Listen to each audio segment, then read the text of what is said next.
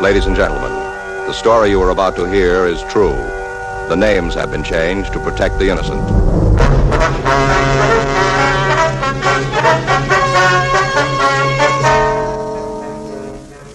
You're a detective sergeant. You're assigned a robbery detail. A watch salesman tells you his sample case has been stolen. He says he knows the men who did it. Your job? Find them.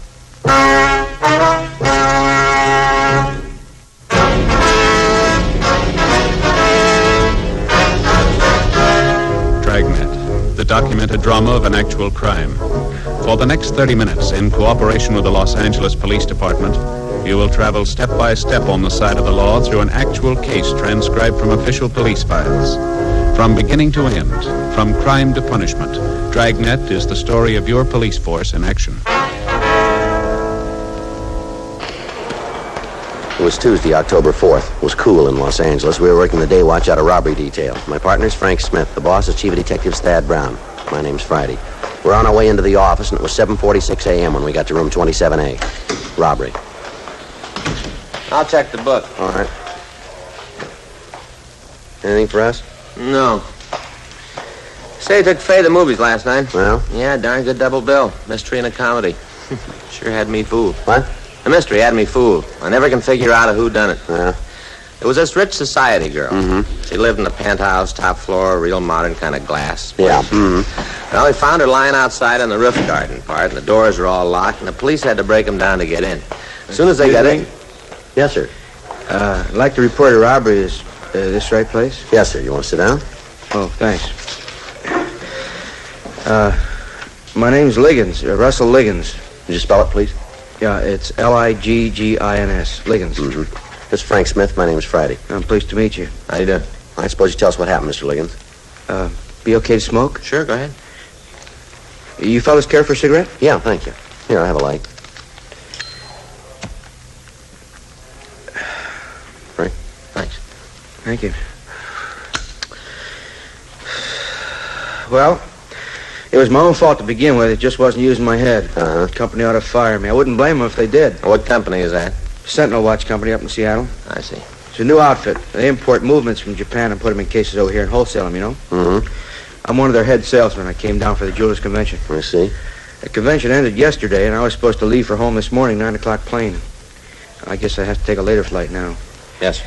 Boy, of all the dumb stunts, practically handed him my sample case on a silver platter. That's Over all? 100 watches. Our best stuff. A lot of them in jeweled cases. Company wanted to make a good impression, you know? Mm-hmm. Where'd the robbery take place, Mr. Liggins? Front of the hotel, for all intents and purposes, that is. Which hotel is A that? Greystone, that's where I've been stopped. I see. Do you have any idea who robbed you? The best idea in the world. Yeah. Spent a couple of hours with him last night. Yeah? You see, what happened is this. Like I said, the convention was over yesterday and wound up about 5 o'clock in the afternoon. And, well, I had the whole evening ahead of me and nothing to do. Go ahead. I had dinner there at the hotel, a couple of drinks. Yeah. Stole too early to go to bed, so I thought I'd look the town over, you know? Mm-hmm. Stopped by Pershing Square and listened to those characters spouting off, and along about 10 o'clock, I headed back toward the Greystone. Passed the bar and decided to go in for a nightcap. Do you remember the name of the bar? No, I'm afraid not. It's just a couple blocks from the hotel, though. Had a nice little combo in there, played pretty good music. So I sat down for a while. Yeah. I guess I had a little too much to drink. Oh, I wasn't drunk or anything like that, but had my share. Mm-hmm. It must have been a little higher. I wouldn't have got started talking to a couple of strangers the way I did. Yeah. They were sitting next to me, these two fellas. We got to chatting, you know. Mm-hmm. It was about music at first. They seemed to be enjoying it. One thing led to another, and they bought me a drink, and then I had to pay them back, of course. Yes, sir. Asked me what line I was in. I told them I sold watches. Said I was in town for the jewelry convention. They took it real big, said that's why they were here, too. Claimed they had a jewelry store in Salt Lake City. I mentioned their names? Oh, sure. They introduced themselves, but it didn't sink in. Not their last names, anyhow. George and Paul.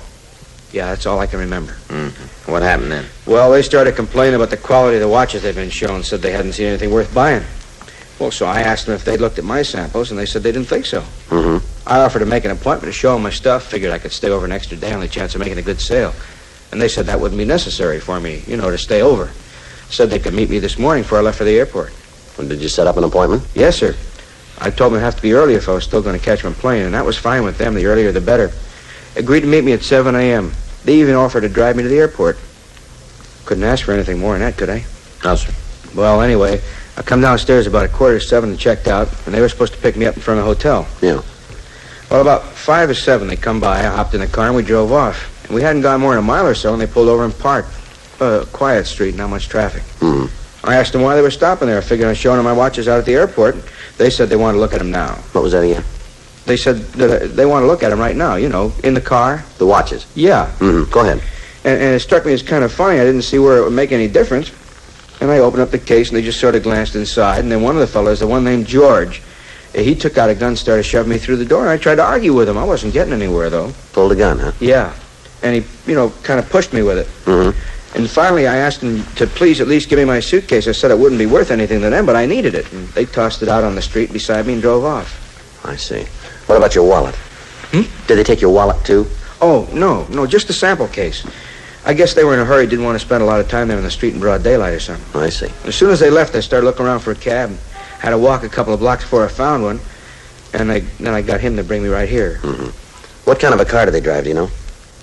The fellas that robbed me? That's right. Sedan. I think it was black. A Ford. Did you get the license? No, I didn't even think of trying that until after they were out of sight. Well, now, can you describe these men for us, please? Well, sure. Well, they were about 40, medium-sized. George had black hair. And the other fellow, he had sort of sandy hair, I see. Any marks or scars? I don't think so. How were they dressed? Suits. Conservative. Blue or kind of gray, maybe. I'm not sure. Were they wearing the same clothes this morning? Well, no, I don't know. They had on top coats today. I see. Now, you said their names were George and Paul. Yeah, that's right. Anything else that might help us identify them? Gosh, I'm afraid not.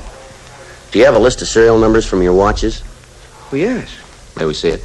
It's in my wallet. Yeah, just a minute. There you go. Oh, thanks very much. I'll get out of circular, Joe. Okay. Is there anything else you want from me? Yes, sir. We'd like to have you show us the bar where you met these men. Well, no, sir, I'm not sure I can. A lot of bars in the neighborhood, and I didn't pay too much attention. You said they had a combo there? Yeah. Well, that ought to make it easier. Well, I'll sure do my best. Yes, sir. I have to get my airline ticket changed, too. We'd appreciate it if you could stay over a couple of days. Oh? In case we turn them up, we'll need you to identify them. Well, there isn't much chance of that, is there? How do you mean? Well, the descriptions I gave you could be anybody. Yeah. Besides, the company will want me back on the job. That is, if they don't fire me for this. Well, you aren't the only thing they'll want back. Huh? They'll want those watches, too.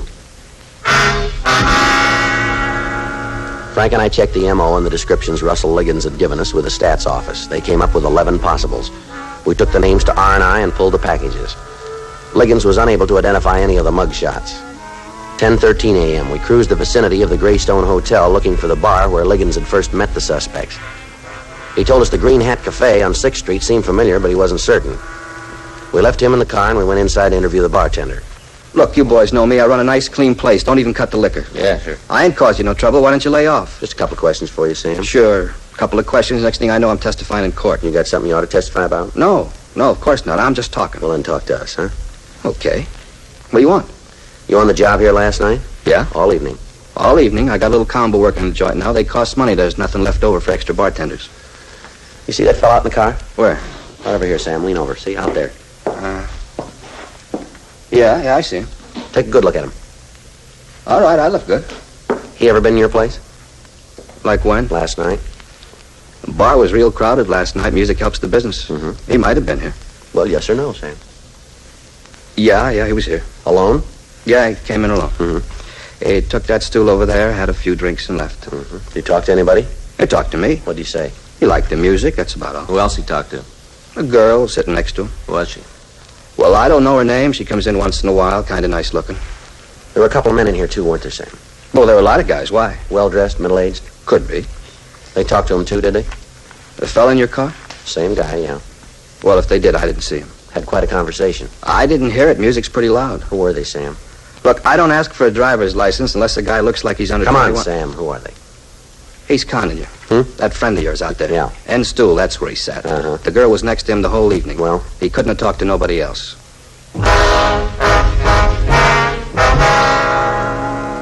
We took Liggins into the Green Hat Cafe, and he said he was certain that was where he had met the two men known as George and Paul. Sam Hupple, the owner of the bar, was equally certain that Liggins was mistaken. 10:48 a.m. Frank and I drove Liggins over to the Greystone Hotel.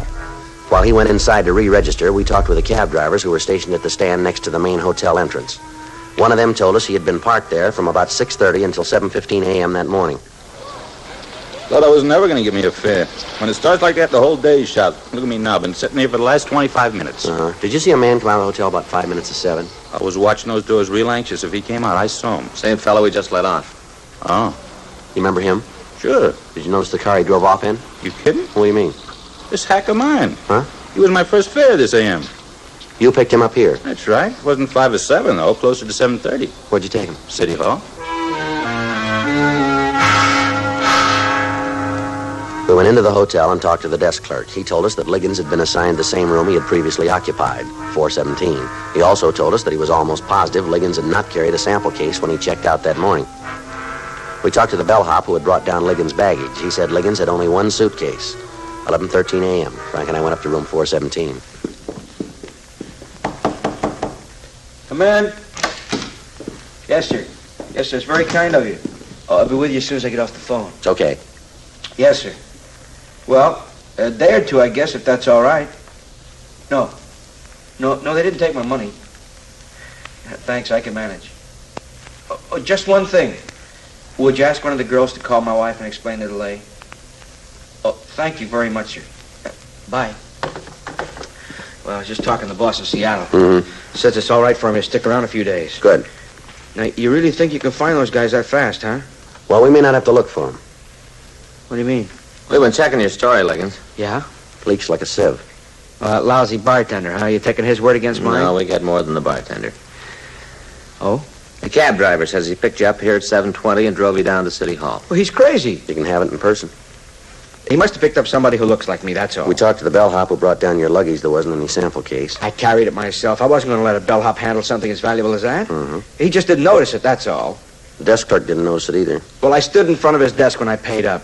That's why. Mm-hmm. What do you guys want from me? Just tell us what happened to the sample case. I've told you the whole story. There's one thing you left out. What's that? The truth.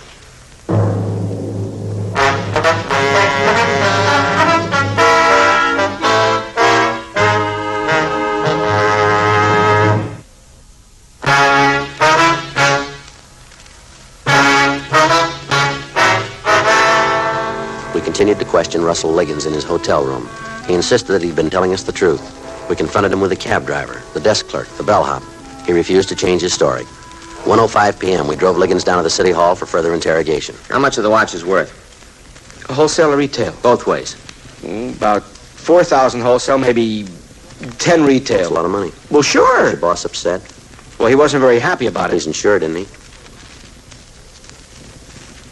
Well, come on. Yeah, I guess so. Don't you know? Yeah, he's insured. He said so over the phone. He told me not to worry. You didn't know about the insurance before. What if I did? Maybe we better talk to your boss. What's his number? Come on, fella. What's his number?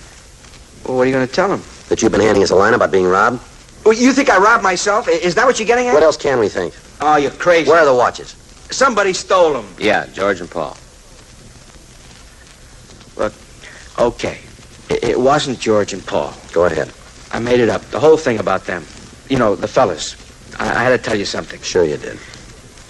Well, you want the truth, don't you? Well, you're getting it. Least you can do is try to believe it. You make it kind of hard to buy. Look, I went into that bar last night just like I told you. Mm-hmm. And the bartender was right. I didn't talk to anybody except the girl sitting beside me. Yeah. Well, she said she came in because she liked the music. And I was feeling kind of lonesome. I don't know anybody in L.A., so we started to talk. Mm-hmm. Said her name was Barbara. Didn't give me her last name because she was married and she wanted to keep things on a first-name basis. And that was all right with me. I told her to call me Russ. Yeah. She said her husband worked nights, one of the aircraft plants. And I told her about my job, that I sold watches. She kind of laughed when I told her. What about? Well, it was a big coincidence. Me being a watch salesman, she was planning to buy a watch. Told me the one she had was ready to give up the ghost. I see. Then she showed it to me on her wrist. A real cheap kind, just a piece of junk. Yeah. Well, she asked me if maybe I could get her a new one wholesale, and I said I might be able to arrange it. Then I suggested she come up to my room and look at the samples I had there. Yeah. Now, I wasn't up to anything. I figured we'd have a couple of drinks, but that was all. Sure. And then she kind of hesitated, said it wouldn't look very good. And finally she agreed. We went over to the hotel, and I had a bottle in my room, and I fixed us a drink. And then I showed her the watches. And she picked out the one she liked, but she didn't have any money with her, not enough to pay for it anyway. Yeah. And I told her she could have it for free. You know, as a present. Mm-hmm. It wasn't an expensive model, and I was going to pay the company back out of my own pocket. So she took off her old watch and she put it in her purse. And she put the new one on. All right, go ahead. And then she said we ought to have a couple more drinks, to kind of celebrate the present. But she offered to fix them.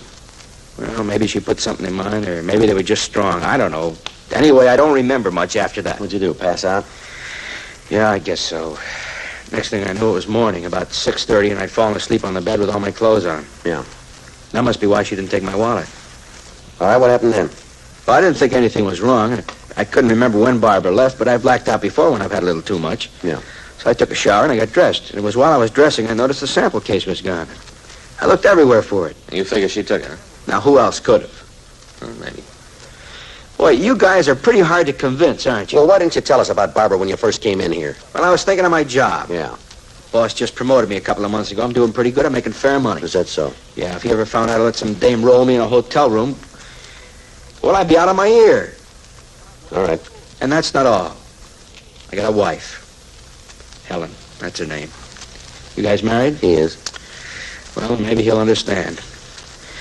We've only been married a couple of years, and Helen doesn't like the idea of me being on the road half the time. She's suspicious enough as it is. Yeah. So I did some quick thinking, come up with the story I gave you this morning, about George and Paul. Well, it really wasn't my own idea exactly. What I mean is that I was talking to a salesman at the convention the other day, one of the real old-timers. He told me how some guys had robbed him once when he was just starting out, and that's where I got the idea. Sort of switched it around to fit what happened to me. Mm-hmm. Well, I didn't see where I was doing any harm. I never thought you'd be able to get the watches back anyhow. Well, you didn't make it any easier for us. Well, maybe not. But you don't know Helen. Well, she'd leave me sure as fate if this ever gets out. Yeah. I didn't mean to cause you any trouble. It seemed to make any difference what I told you as long as the watches were gone. No, it makes a difference. Yeah? If we want to find out who took them.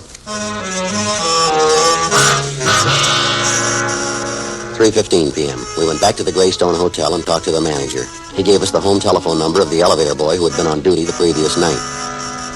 We called the boy, and he told us he remembered taking a passenger who resembled Russell Liggins up to the third floor sometime after 2 a.m. in the morning. He also remembered that Liggins had been accompanied by a young lady.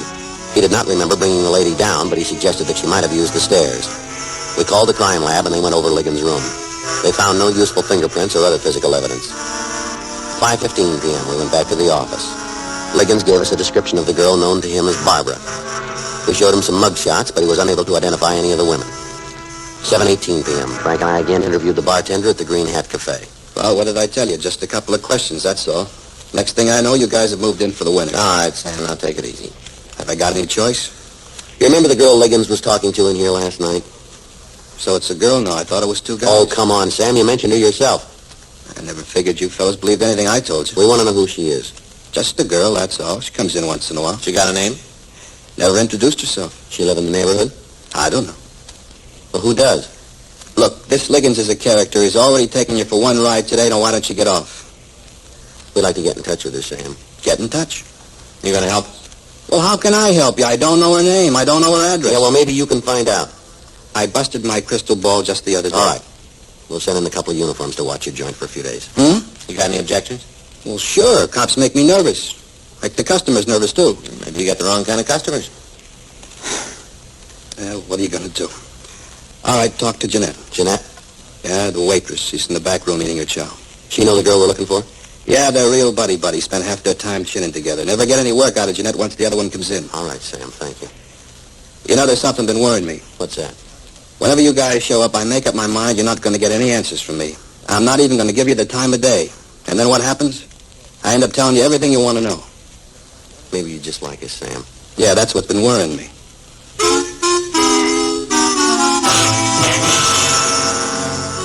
Frank and I walked back into the kitchen of the Green Hat Cafe and we interviewed the waitress, Jeanette Grover.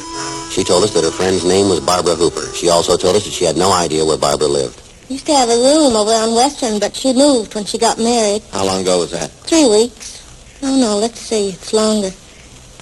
Oh, they went to Vegas on a Sunday. It'd be 4 weeks next Sunday. You're sure you don't have her address, huh? No, she gave it to me once, but I didn't take it down. I wouldn't have no use for it. How's that? I don't get along with Tom. Tom? Yeah, that's Barbara's husband. Tom Kernan. Oh, say, that's right. I guess I made a mistake. Man? When you asked me what her last name was, I said it was Hooper. I should have said Kernan now. Yes, ma'am. I don't know why she ever married him. A good-looking girl like Barbara. She sure could have done better. Mm-hmm. That's all he is. Well, I told her what she was letting herself in for. Mm-hmm. And that he's got a record as long as my right arm. I've seen him come and go. When you work in a place like this, you can spot a rotten apple a mile off. Mm-hmm. I never figured he'd get into trouble this fast, though. What do you want with her? Just like to get in touch with her, that's all. Oh, now, I know better than that about cops. They want to get in touch. They mean business. You mind me giving you a piece of advice? Not at all. I don't blame her, whatever it is. Mm-hmm. He's to blame, whatever she's done. You check into it and you'll see. Mm-hmm. The gal gets married to a wrong guy and lasses up her whole life. Not her fault. Except for one thing. Oh, yeah? She married him.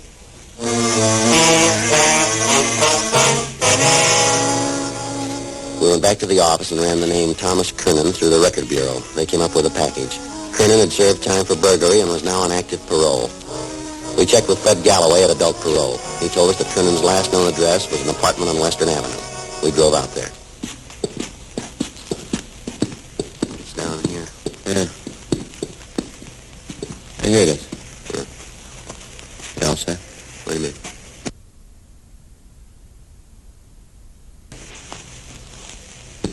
All right.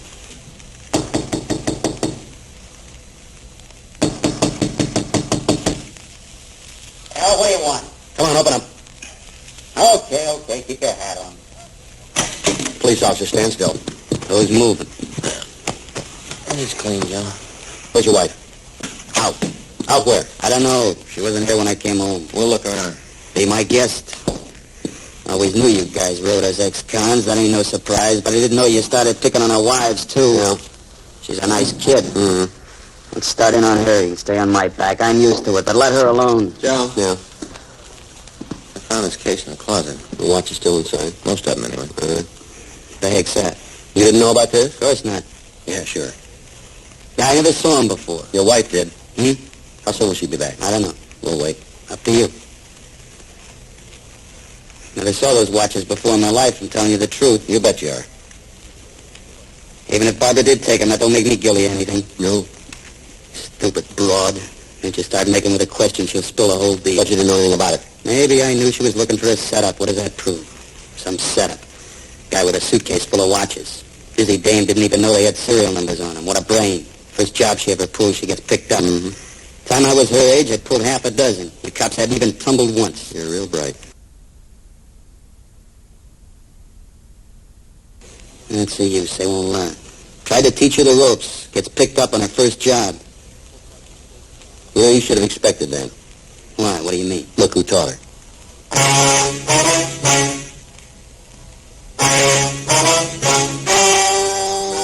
The story you've just heard is true. The names were changed to protect the innocent. On February 2nd, trial was held in Department 97, Superior Court of the State of California, in and for the County of Los Angeles. In a moment, the results of that trial.